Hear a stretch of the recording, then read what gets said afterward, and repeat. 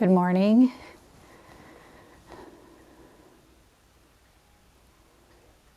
Today I wanted to spend some time talking about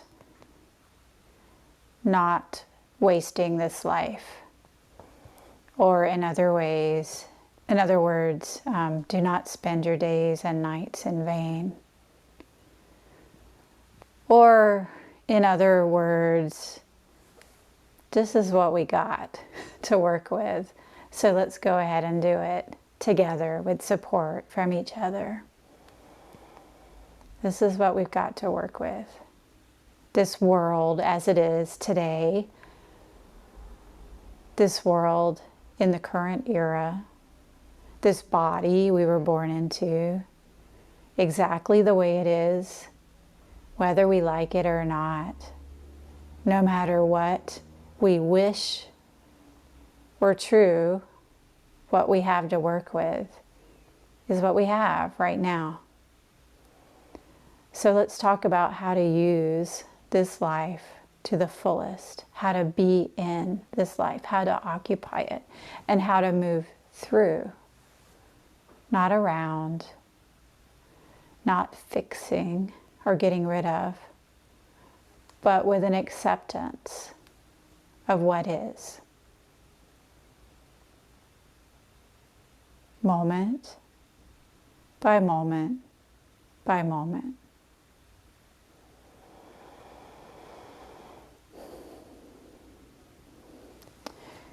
This week we were reading from Dogen Zenji's Sui Monkey.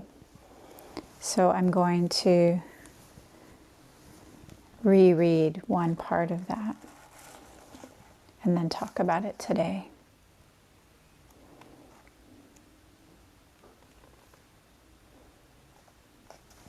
So we are in section 1.6. Dogen instructed students of the way. Dogen is often very urgent, so this has an exclamation point. Students of the way. We should not think that we will practice the way on another day. Do not just spend this day or moment in vain. Simply practice diligently, day by day, moment by moment. A certain layperson had been sick for a long time. In the spring of last year, he pledged himself, saying, as soon as I've recovered from sickness, I will renounce my life and build a hermitage near the temple. I will join the repentance ceremony then. Both times each month. I will practice daily and listen to the lectures on the Dharma. I would like to spend as much of the rest of my life as possible keeping the precepts. After that, he received various medical treatments and recovered a little bit. But then he relapsed and spent his days in vain.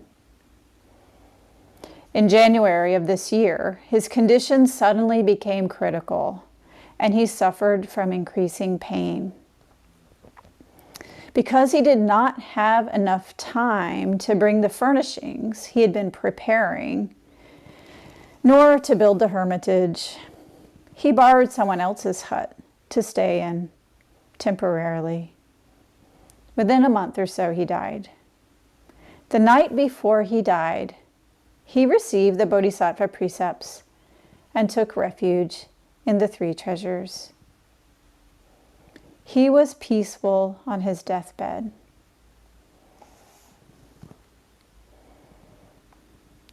If we think that because we are physically sick, we will practice better only after we have recovered from sickness, it only shows that we lack the mind of awakening. Because this body is a collection of the four elements, who will not become sick? The ancients did not necessarily have golden bones. Only because their aspiration was sufficiently strong could they practice, setting other things aside.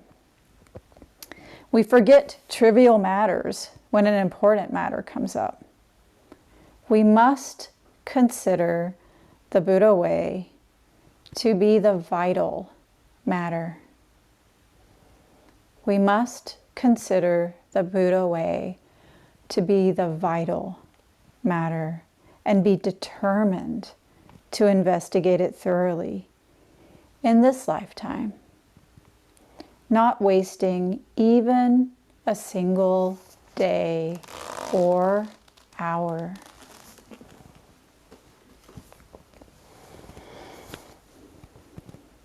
At the end of Zazen, every day in the monastery at the close of day, we do a chant reminding us.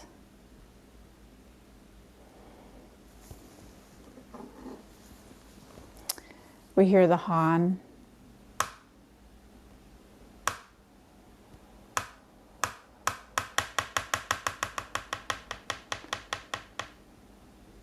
Three times, and that tells us the day is ending.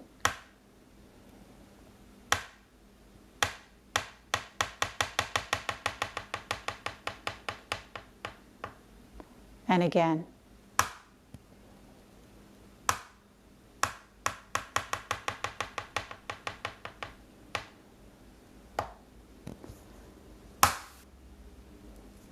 And then a voice comes into the darkness. Let me respectfully remind you, time is passing quickly. Wake up. Wake up. Do not squander your life. Do not squander your life. I love this part of the day. For those of you who practice in the evening, you'll see that I have brought it into even online practice together.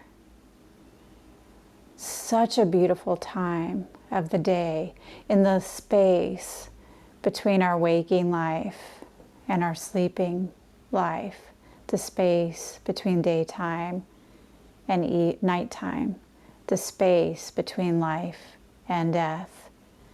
Usually in the monastery, we've been sitting for a while. It's very still in the evening. Sometimes we do a chant before this comes in. In my teacher's temple, we don't. We simply, in the silence, hear this voice and the sound of the wooden block reminding us. And then we do 3 prostrations. We end our day. We go get ready for bed and get in bed. And one of the things I love about it so much is often when I'm sitting in the evening, I really just want to keep sitting. You know, some people really love morning practice the best. Some people really love evening practice the best. I tend to love evening practice. So I'm sitting there so peaceful and still, and then this kind of an interruption comes in. A reminder. Life is short. Life is short, fleeting. Also, Zazen is short. And this reminder reminds me, what have you been doing up until now, Tenku? Were you sitting here daydreaming, planning your next day, thinking about some old stuff? And are you going to continue practicing diligently, even out of the Zendo, as you leave the Zendo and go towards your bed? You know, we have a tendency to feel like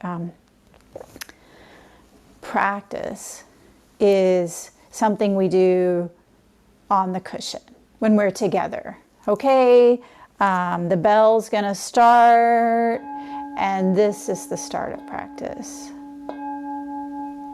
Now I'm gonna practice. Now that I'm here, now that I'm sitting, okay, now. All right, my mind's not settled just yet, so okay, now.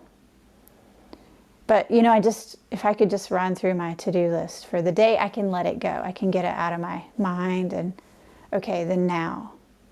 And we just keep pushing it back, looking for that perfect moment to start.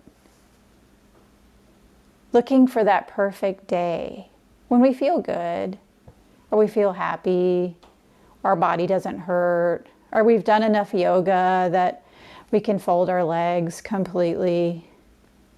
Or maybe we've let our mind settle. You know, we're not racing that day. Then we're going to start practice. This is spending your days and nights in vain. We don't get a different life. Our practice is right now. With the to-do list, with the stiff hips or the painful knee, with this body that we were born with the active mind or the spacey mind. Whatever we have to work with, now is the time to practice now. So when we hear the wooden block, the han, the moppan, in the evening, the sound of wood on wood both interrupts and brings us back simultaneously. Interrupts any distractions, brings us back to the present moment. And when we're really sitting in fully absorbed, fully present, the sound of the han is not an interruption at all. It's just a natural flow of the day. Just the next thing. Oh, okay. It's that time. You're not happy about it. We're not sad about it. We're not disappointed. We don't feel regret. If we've really been practicing diligently, whatever that looks like, when the sound comes in, it's just the next thing. This is how we can live our life. Last week we talked about creating habits, creating habitual tendencies. Dogen Zenji said, our habitual tendencies produce unintentional effects. So when we really practice day and night, when we're happy, when we're sad, when we're asleep, when we're awake, when we're eating, when we're resting, when we're angry, when we're peaceful, when all of this is our practice, it's not this jarring interruption when something new comes in. And it's not a feeling of regret when the day passes and we wonder what happened. It's just one thing, and then the next thing, and then the next thing, and then the next thing. In a continuous flow that is one with the continuous flow of the entire universe. Sometimes things happen that really shake us up. When we're one with the flow of the world, we know very confidently and intimately that everything that arises passes away. The one thing we can be completely confident of is change.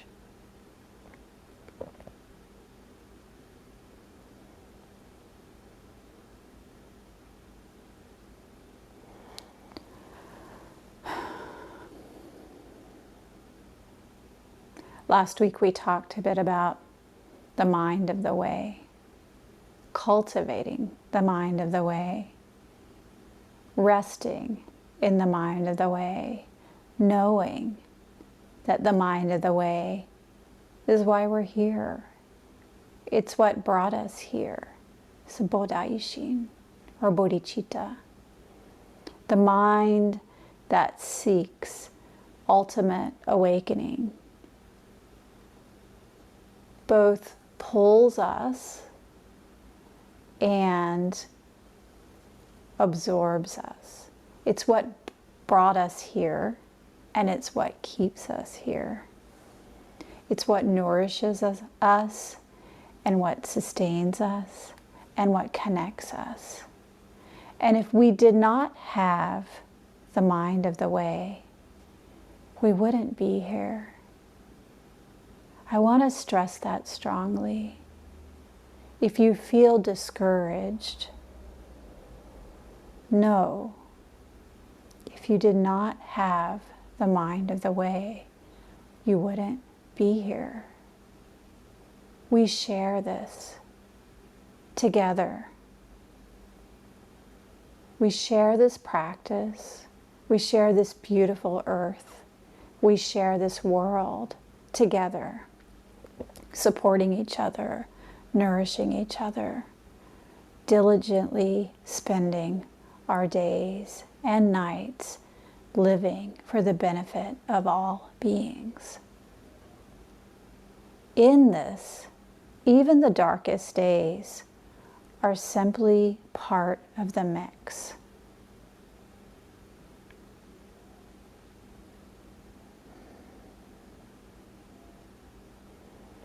One thing that we do to remind us of this, when we practice, we dedicate the merit. You know, I've talked often about intention, being very clear of our intention, and dedication, and how these hold our practice. With the intention to wake up for the benefit of all beings, to practice for the benefit of all beings, we're led. And in our practice, we dedicate the merit to the benefit of all beings, so that any energy we may have built up, any positive scraps we may have cultivated, we never keep for ourselves, but we throw back out into the universe. I shared with a few of you a few weeks ago that as we were doing a practice for the earth spirits, it was a gratitude practice for all elements of the earth. And the person who shared it with me told me that in their spiritual tradition, the elders say to imagine there's a giant blanket and everybody's holding an end or an edge of the blanket. And as we cultivate gratitude, we put that positive energy onto the blanket. And at the end of all of that, we throw it up, returning it to the entire universe. This is what it's like to dedicate the merit of our practice. Giving it back. Giving back.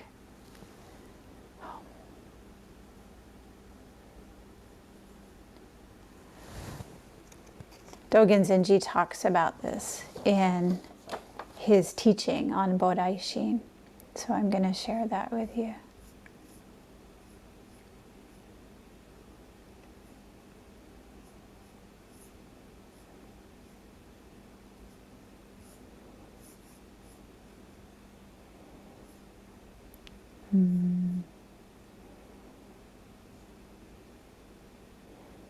Maybe I won't. I brought it up, but then I lost it. So no amount of preparation is ever enough. Let me see if I can get it.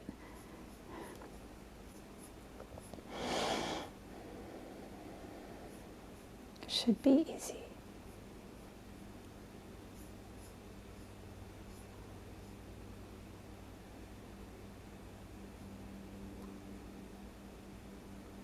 Okay.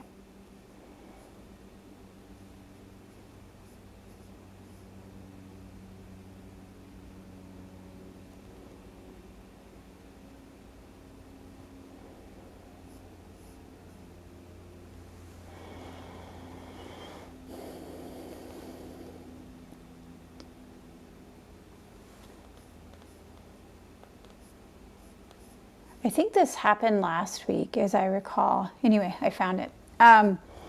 So in Arousing the Mind of Enlightenment, Dogen Zenji says, the meaning of the aspiration for enlightenment is to endeavor without ceasing in body, speech, and thought to help all sentient beings arouse the aspiration for enlightenment. This leads them to the way of the Buddha. To merely provide sentient beings with worldly pleasures is not beneficial to them.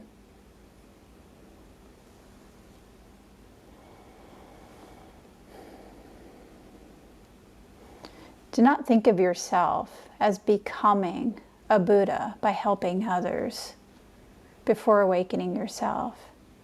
Even when your merit for becoming a Buddha has matured, you turn that merit around and dedicate it to others so that they may become Buddhas, thereby attaining the way.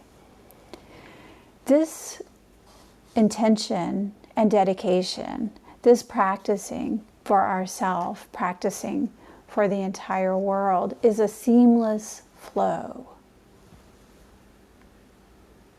We practice for the benefit of others because others are not separate from us. We dedicate the merit of our practice to the entire universe because in doing so, it very naturally is part of us as well. So there's a really natural wish to send out and to receive, just like our life. Seamless flow, in-breath, out-breath.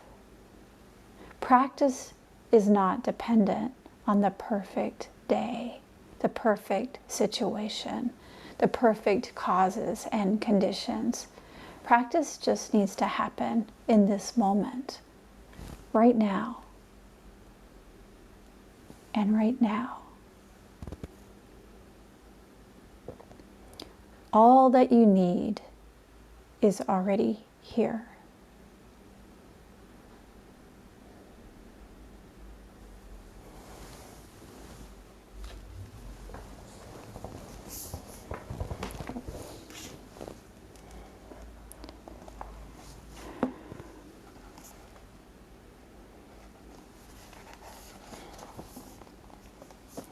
Arousing Buddha mind. Bodaishin.